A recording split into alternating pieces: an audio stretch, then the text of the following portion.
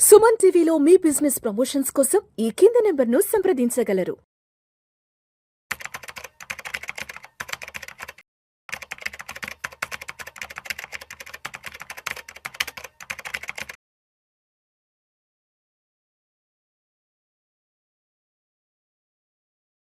నమస్తే, welcome to Suman TV. నేను విష్ణు. ప్రస్తుతం నాతో పాటు AMFI registered mutual fund distributor Bachchu Anil Kumar garu ఉన్నారు. సార్తో మాట్లాడదాం. అనిల్ గారు నమస్తే సార్. నమస్తే అండి. Welcome to Suman TV. Thank you అండి.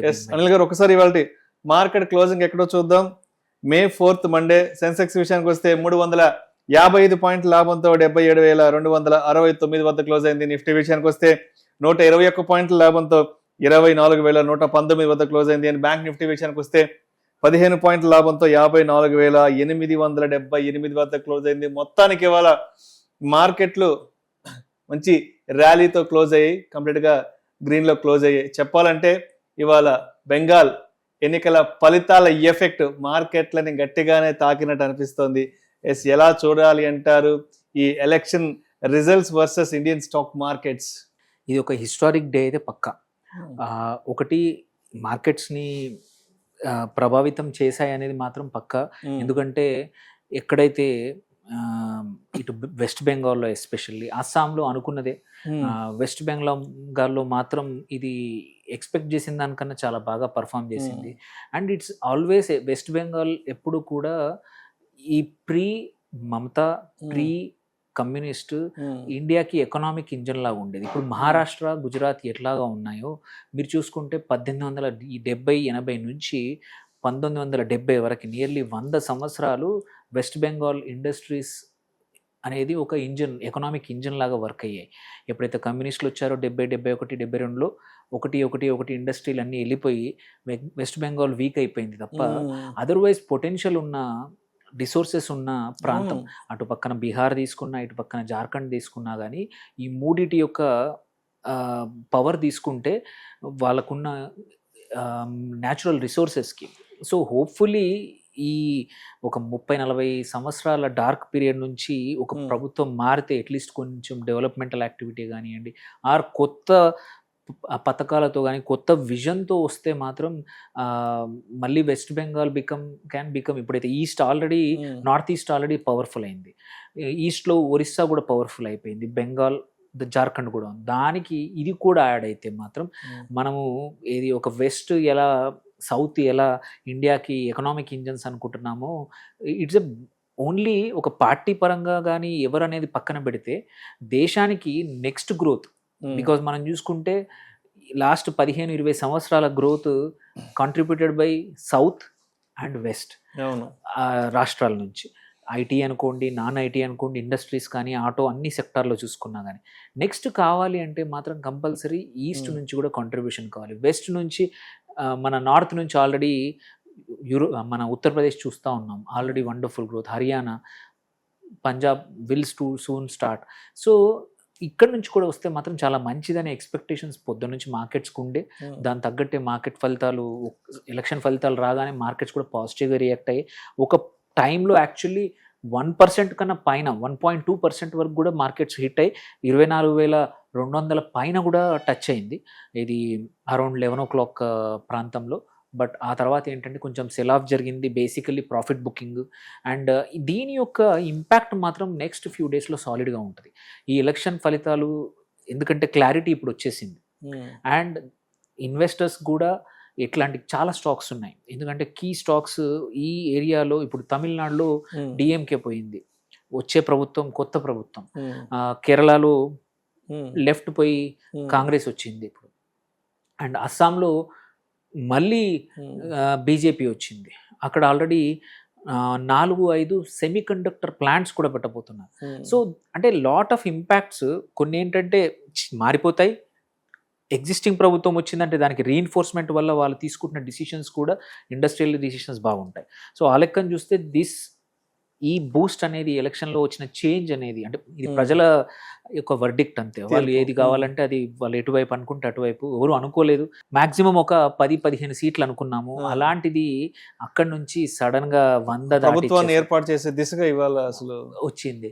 సో ఇలాంటి ఇంత పెద్ద మార్పు అనేది ప్రజలు అసంతృప్తిగా ఉంటేనే జరుగుతుంది.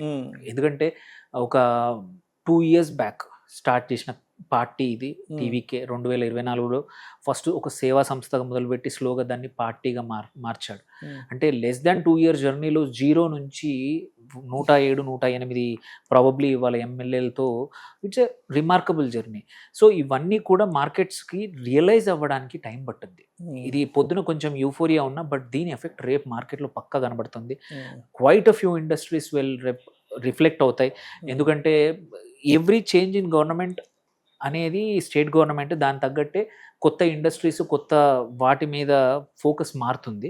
సో ఆ లెక్కను చూసుకుంటే ఇట్స్ ఎ వండర్ఫుల్ రిజల్ట్స్ మంచివి.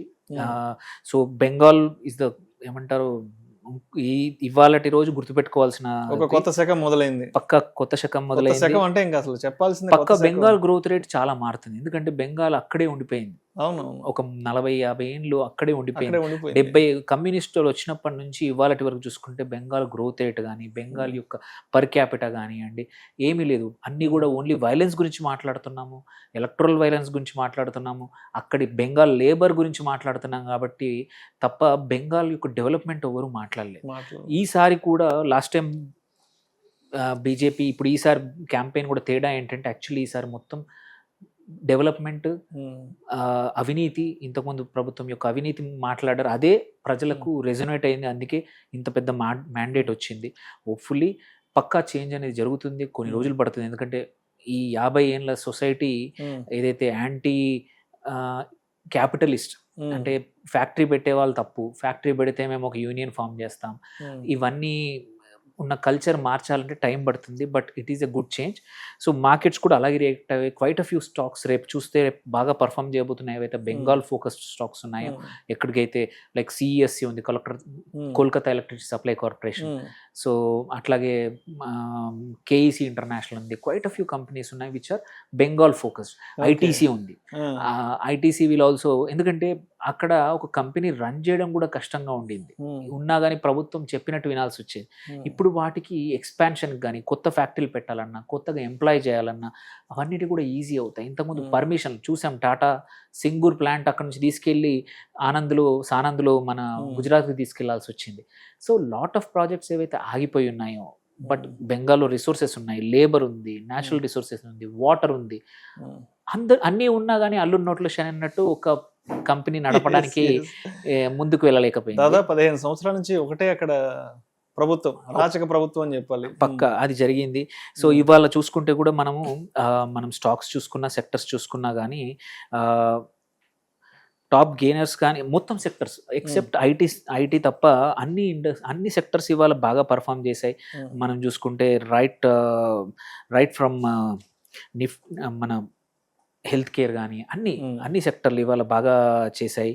అండ్ ఈవెన్ స్టాక్స్ చూసుకున్నా కానీ సోనాకామ్స్ కానీ బిహెచ్ఈఎల్ ఈజ్ డన్ వండర్ఫుల్. ఇవాళ హెచ్ఎస్సిఎల్, సెంప్రో, ఎంసీఎక్స్ ఇవన్నీ బాగా చేశాయి. అండ్ ఈ రిఫ్లెక్షన్ అయితే ఉందో దీని యొక్క ఫలితం యొక్క ఇంపాక్ట్ అయితే ఉందో ఇట్ విల్ బి మల్టీఫోల్డ్. దీనివల్ల ఇంకొకటి ఏంటంటే ఇట్ జస్ట్ షోస్కి ఇప్పుడున్న కరెంట్ ప్రభుత్వానికి కూడా ఎంత మ్యాండేట్ ఉంది.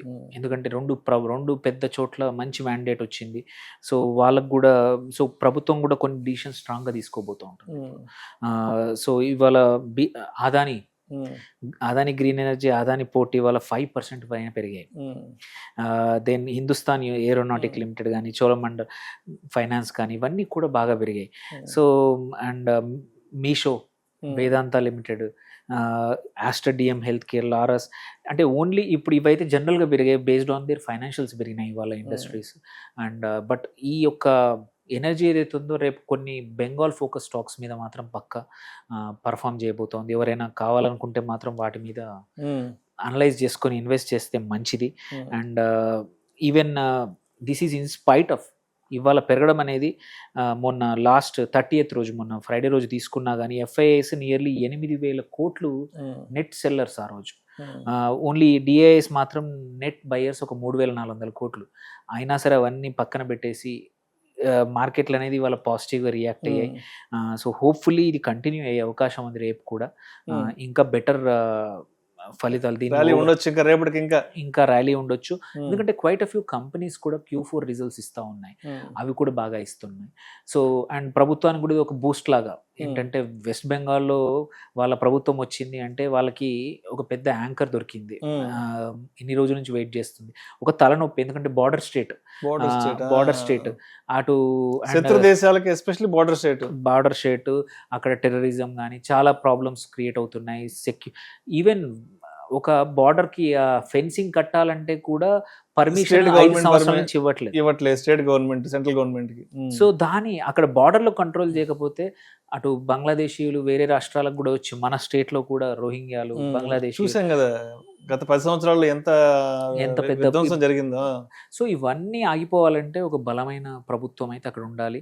హోప్ఫుల్లీ దిస్ విల్ చేంజ్ దీని వల్ల అక్కడ ఇండస్ట్రీ డెవలప్మెంట్ కానీ సెక్యూరిటీ ఆస్పెక్ట్లో బాగుండొచ్చు.